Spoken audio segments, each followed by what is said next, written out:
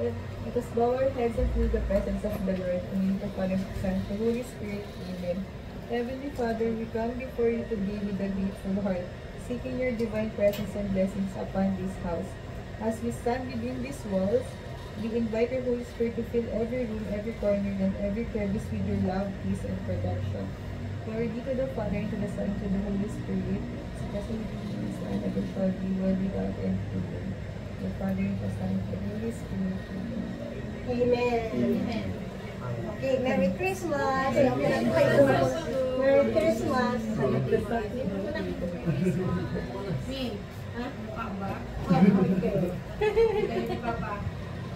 Oo, mag-hug sila. Hello, good evening everyone. Nandito po ako sa Pilipinas. Kasama ko yung family ko. And ngayon mag-share po ako ng what is Christmas. So, right now, wala pa nang magbibilang. Wala kasi ilaw. Kasi kaya nga, sabi medyo laman. Medyo madilim lang po. Okay lang siguro. Okay, basahin ko na. Magbabas po ako ng verse dito, no? Ang Pasko ay hindi pala. Dito tayo magsabi. Magbabasa muna ka ng 30 minutes lang naman. Ano ba ang diwa ng Pasko? Basahin natin sa, mayroon kayong baga? Wala na wala yung natin yung bago? Wala. Ako na lang mag-start tayo. Para hindi makunti. Kasi natutukunti.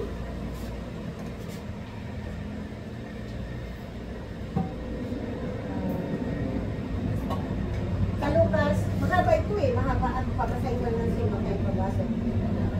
Sino kayo magpababasa? Sa Lucas, sa Luke tayo, no? Meron naman kayo cellphone, di ba? Bible, sa Luke, di ba? Isa lang naman kasi sa Catholic at saka sa born again Christian, Protestant ay isa lang din. Oo. Isa lang din. Meron lang pagkaunting pagkaiba, pero okay lang. Okay naman. So, 1 to 20, yung mga bata, dahil maganda mag... Ay, 1 to 20. Okay ba? Oo. Ang 20? Oo. Hati-hati para maintindihan nila yung... Hati-hati tayo. O, sige, sige. Next, no? Ano ba po? Paano ba siya? Yan, verse 1. Verse 1. Nangyari nga ng mga araw na yaon na lumabas ang isang utos mula kay Augusto Caesar na magpatala ang buong sanglibutan. Verse 2. Ito ang unang talaang mamamayan na ginawa ng si Quirinio ay gobernador sa Syria. Verse 3. At nagsiparoon ang lahat upang sila'y mga tala, bawat isa sa kanyang sariling bayan. Verse 4. At si Jose naman ay umahon mula sa Galilea, mula sa bayan ng Nazaret hanggang sa Judea, sa bayan ni David, na kung tawagin Bethlehem, sapagkat siya'y sa angkan at sa lahi ni David. Verse 5. Upang patala siya pati ni Maria na mag-aasawa sa kanya, na kasalukuyang kagampan. Verse 6. Verse 13 na, no? Verse 6 pa po. Verse 6? Verse 6. At nangyari sa kantala sila yung mga roon at naganapan mga katawan dapat sa Ako, mga yun kasi ano may assignment verse tayo 7. niya.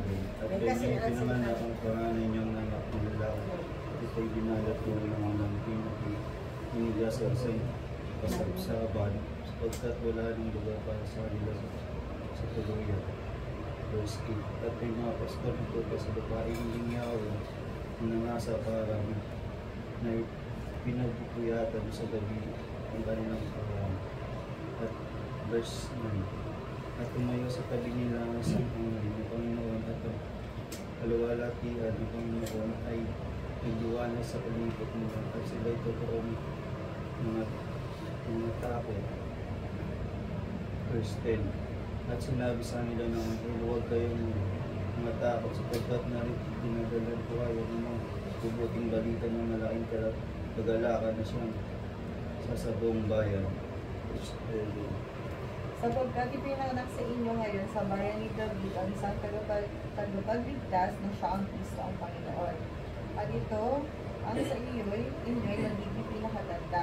Masusupungan ninyo ang isang sanggol na nababalot ng lampin at nakahiga sa isang kasagsaban. At biglang nakisama sa anghel ang isang karamihang hukbo ng langit na nangapupuri sa Diyos at nagsasabi, "Luwalhati sa Diyos sa kataas-taasan at sa lupa'y kapayapaan sa mga taong pinalulugdan niya." At nangyari na lisanin sila ng mga anghel at nangapa sa langit. Ang mga pastor ay nangangamusapan, "Magsiparoon nga tayo ngayon hanggang sa Bethlehem at tingnan natin itong nangyari na ipinagbigay alam sa atin ng Panginoon." At sila'y dali-dali nagsiparoon at nasumpungan kapuwa si Maria at si Jose at ang sanggol na nakahiga sa kasabsaban. At nang makita nila yaon ay iniyang nila ang mga sinabi sa kanila tungkol sa sanggol na ito. At lahat ng nakarinig nito ay nakakita sa mga bagay na sinabi sa kanila ng mga pastor.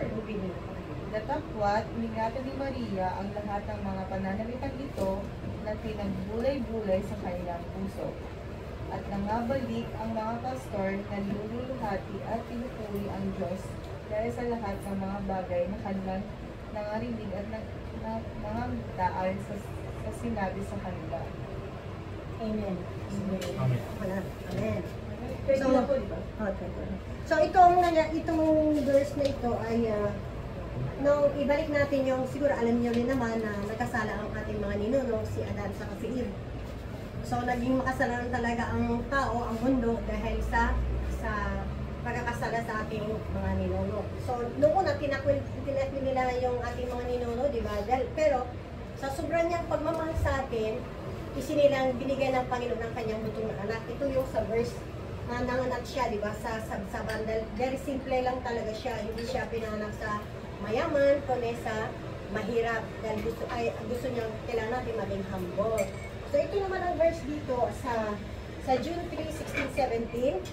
Sapagkat gayon na lamang ang pagsinta ng Diyos sa sanlibutan. Dahil kahit nagkasala nga tayo, dahil mahal na mahal tayo, yung binigay niya ang kanyang butong na anak upang sinumang kanyang sumasampalataya ay huwag mapahamak kundi magkaroon ng buhay na walang hanggan.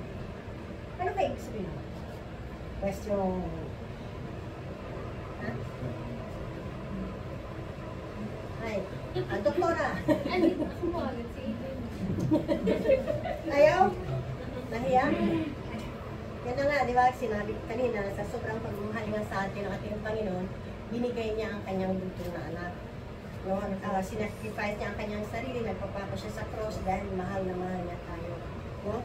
Ngayon, dito sa Isaiah, sabi niya rito sa Isaiah 6:9, at sinabi niya, ikaw ay yumaon, no? Umalis, at sagsagin mo ang bagang ito, inyong narinig na, ngunit hindi nyo naunawaan. No? Ibig sabihin, nag-share ng Word of God, pero hindi naunawaan, blind siya. At alam na niya na ibinigay ng ating Ama ang kanyang bugtong anak para matubos ang ating kasalanan, but they're blinded, no? Wala silang pakialam. Kunya, alam nila yon, narinig nila, pero bulag sila. Andito sa katunayan sa Isaiah, no?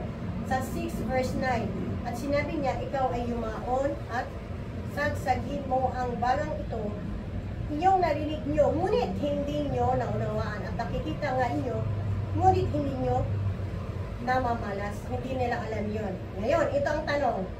Taon-taon, hindi wala pong tanong yan,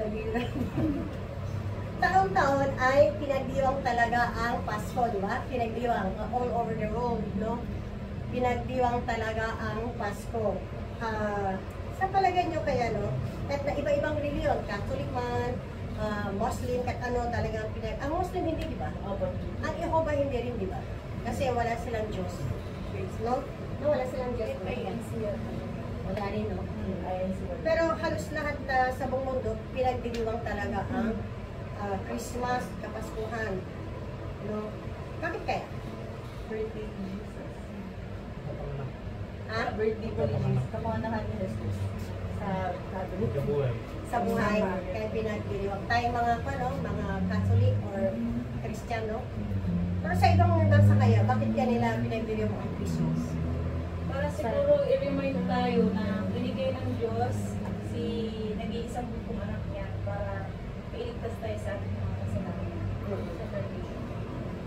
Pero, yung example ko sa Japan, no? Example ko sa Japan, matagal na ako sa Japan, 1985. Ando na ako. Maliit pa si Pina ako, 1985. So pagdating ko ron, walang Pasko. Walang New Year. Grabe, ito ako Japan. Grabe, wala naman. Pero nung kuwan, meron na silang Pasko. Mas talo pa ang Pilipinas, no? Bakit kaya? Ano, season po kasi ng giving, saka love. Eh, commercial. Diba? Diba commercial yun? Nagbibigay sila ng ano yun, may gift, diba? Yun ang inisip nila. Hindi nila alam ibig sabihin ang Pasko. Kundi, diba sa mga departments na may mga Christmas light, parang yung mga nagdiriwang sila ng Pasko, pero hindi nila alam kung anong ibig sabihin ng Pasko. At Valentine's, diba? Alam nila, araw ng mga puso. Pero ang iba, sold out yung mga hotel. Diba? Diba? Pero hindi nila alam, yun yung ano yan, love sa kaibigan, sa family, ganong commercial yun. Pero hindi nila alam kung anong ibig sabihin ng Christmas. Ganun gano'n, no? Sinilisan ko na lang para matapos na, para may makakalimutan. Yung commercial sa negosyo, no? Iba-ibang klase. So, ang sabi niyo nga, ano nga bang ibig ng Pasko ay yung pambibigayan. So, ang mga bata nga doon, di ba? Pag Pasko na, lalo na tayo, di ba? Yung mga bata, pag Pasko na, hinang Merry Christmas dahil tatanggap ng regalo. Di ba? Pero pag matured na, yun pala, ano yun, nagtatago ng mga nagkakaproblema. Kagaya sa akin si June. Bing, pupunta rito si, ano yan? Ano ko ba naman? Wala nga akong budget. Wala akong tawagan. Hindi lang tawag si June. Ate, si Kaya wala akong budget. Siyempre, mahiya ka na. Maghahanda ka talaga, no? Kahit lang kaunti. Yun talagang problema sa mga linaw. Magtatakbo talaga. Mamata sa inside pag Pasko. Kasi hindi pa nila alam ang ibig sabihin ng Pasko. Pero sa palagay niyo ba kaya ang Pasko talaga ang December 25 ay sinilang ng Panginoon? No? Bakit? Bakit? Ano lang yun eh. Kumbaga, ano naman Roman kasi yun eh. Pero paniniwala ko kasi hindi naman talaga, diba yung sabsab-saban, nakaalis rin naman sila winter, ano. So hindi siya winter that time na Wow! Kuha mo ko ah! Well, Hanggang ano kayong middle yun? yun po April siya eh. Autumn. Autumn. April something ganun. Hindi siya malamig. Kasi di ba, ang sabi nga na December, paano maging December 25? Dahil ang tupa nun, gusto naman takot sa lamig, di ba? Kaya nandun yun sa, autumn. Yung tradition na lang yung Christmas. Spring! Sa spring yun. Sa spring yun, sa spring. Mga ganun yung pinanganak. Oo. Kasi yun ang binibase ng mga ibang kuha na hindi December. Kaya lang, bakit ka naging December 25? Mga Roman, yung Spaniards. Parang, ano lang yung negosyo. Mga pagans na kasi mga Roman Catholic kasi yung mga piyesta-piyesta ginagawa nilang 25. So, ang nangyari, pinasok na din nila yung, ay sinama na rin nila ang pinasa ko lang noong isang araw, pero alam ko kasi si Pastor Ben, pinipresid niya. Kaya lang, siyempre ako naman minsan nalilimutan ko. Research ko, pero yun ang fun. Hindi, kaunti lang yung shinare ko kasi hindi ko gano'n pinag-aralan. Pero yun na nga. Pero kahit gano'n pa man, kahit na hindi 25, kailangan natin na irespeto ang statement talaga ang Panginoon. Nagkaroon tayo ng chance na magkaroon ng buhay na walang hanggan. Magkaroon tayo ng we're free. Diba? Hindi naman sinabi ng Panginoon na niligtas ko kayo, lumapit kayo sa akin. Hindi yun eh. Ang relihiyon ay free kung saan nyo gusto. Catholic o ano pa man, Baptist, born again, bahala kayo. Basta, ano yun, hindi naman naliligtas ang tayo dahil sa relihiyon, kundi ang relasyon natin sa ating Panginoon. Yun ang ating tandaan, huwag nating kalimutan. Pero siguro, mas maganda siguro kung sa atin lang, no? Tayo isang tayo ang relihiyon natin, walang dibatihan. Diba? Pero okay lang naman basta isa ang relihiyon, walang debate, diba? May vaccine ang debate. Hindi yung maganda, diba? Mag-sharean sana, huwag mag-debate yan. Ito, mabalat na, no?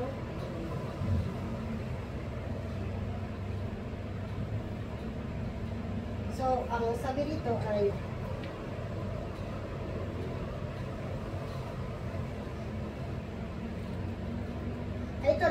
selebrasyon sa araw ng pagsilang ng dakilang sanggol na si Kristo, no? Kaya huwag daw natin kalimutan, sabi nito, at nagkataong tao para magkaroon tayo ng kaligtasan.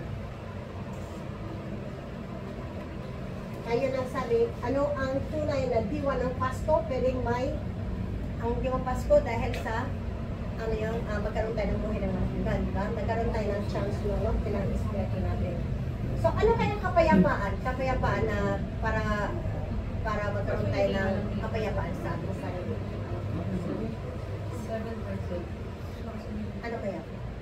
Magkaroon tayo ng kapayapaan. Ano yung English sa kapayapaan? Kapayapaan. Peace. Mga kapatid, mga kapitbahay, lahat, di ba? Magkaroon ng peace of mind. Peace of mind. Magkaroon ng bigayan, gano'n. Ano kaya dapat kayo ng Ano to? Ano ko tanongin? yung paano kayo tayo magkaroon ng kapayapaan sa bawat isa sa ating kaibigan, mga friends, sa magkakapatid. Forgiveness. Yes, forgiveness. Para commitment. Oo, yun. O, di ba? Humble na, maging humble, walang pride.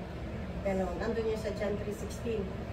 Di ba ang Panginoon nagpakumbaba talaga? Kailangan gayan din natin siya. Kailangan nagpakumbaba. Pero ang nakakalungkot talaga nung kapayapaan, ang lugar na sa digmaan, di ba hanggang ngayon, nandiyan pa si, ano yun, Ukraine at saka si Russia. Sa pamagitan ng Israel, no? Ibang mga bansa sa Middle East. No? Nakakatakot. No? Paano kaya magigera naman talaga ang mundo? No? O, kailangan magkaroon sila ng kapayapaan. So tayo mga Kristiyano, no?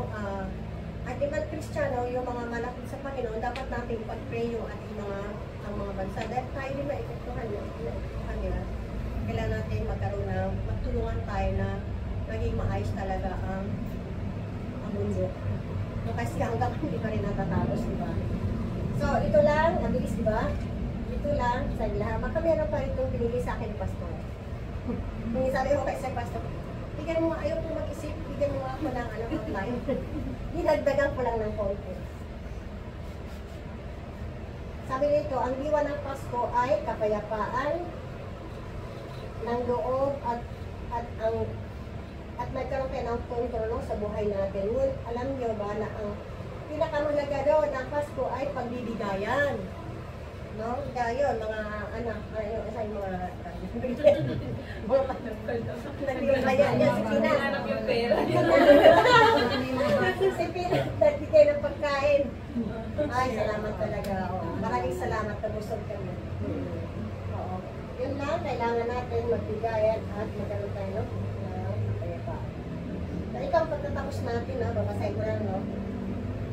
Ang Pasko ay sumapit. Ang pinakahuling talata ay sumasalamin na kung ano ang nais ng Diyos na ikatuparan ng kanyang anak. At tayo yun, no? Kung paano niya ibigay ang walang pag-iimbot ang kaisa-isa niyang anak upang tayo ay maligtas mula sa kasalanan, ay maaaring magwari natin ang pagbibigaya at walang pag-iimbot sa bawat isa ayon sa ating kakayahan. Amen. So, pwede natin pray muna tayo, hindi kanta tayo. Okay. Closing prayer. Closing prayer. In the Father, the Son, and the Holy Spirit. Lord God, thank you for giving this day to giving us the chance to learn about the essence of Christmas, and also for reminding us that the birth of Jesus happened to save us from all our sins. Guide those countries na may more panito pa ngayon. Give our people peace and unity. So guide us, guide every one of us na nakauwi today, and also other people. In Jesus' name we pray. Amen. Amen. Kanta tayo? Isa lang? Meron ba? Di ba meron? Ano? Ay, kanta. Kanta tayo. Ano ba yun? Ang Pasko ay sumapit. Ang Pasko ay sumapit. Hindi ako nakapaganda. Vocal friends ko. Nakagaling ko lang sa akin. English na lang. Sige. Mas mahirap yun. Meron ba yung kapit ko rin? Wala. Pinalitan pa. Ay, ito. Printer, English pala. Sige, try natin. Sige, ay. Ano sounds? Sounds, sounds. Ito mo na eh. Palpas kayo sa Pero hindi naman, hindi nakita yung mga family ko. Madilim yung video. Magkakahanap tayo ng sounds. Bago lang yun. Kaso walang after the means, makabila ka na. Hindi ko alam, ayaw mo. Bago lang tayo. Dito na kayo. Hindi may rice. Gabi na. Kasi talaga siya na mauna ka Kasi ano yun, ay, matulog na. Pasulit na. May manga kasi yun, di ba? Isa na ganyan ko rin. Wala, pinipiro ka lang. Sige, pinipiro lang. Kasi ako lang. Oo. Meron siyang step.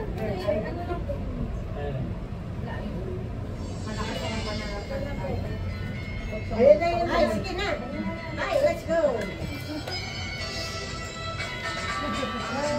Pasko ay sumapit, tayo ay walay siyawit, nagmamagalahilig, dahil sa Diyos ay pag-ibig, nakikis ko'y isilang, kahit tatlong hari na sigalaw, at ang bawat isa ay nagsipagano ng tanging alay.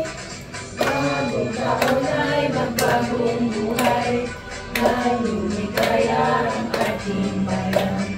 Tayo magsikap upang mapagtanggapin ang kasaganaan.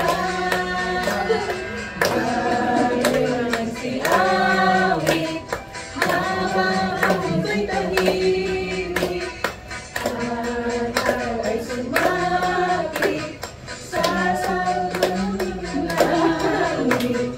Tayo ay magmahalan at isundin ang litong aral, at magbuhat ngayon kahit hindi Pasko ay magbigayan.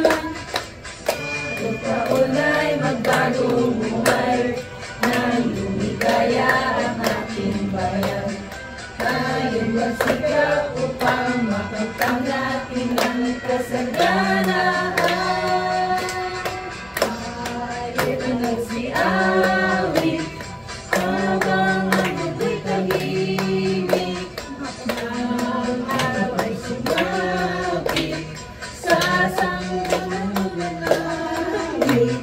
Tayo ay magmahalan at isundin ang gintong aral, at magbuhat ngayon kahit hindi Pasko ay magbigayan. Magbuhat ngayon kahit hindi Pasko ay magbigayan.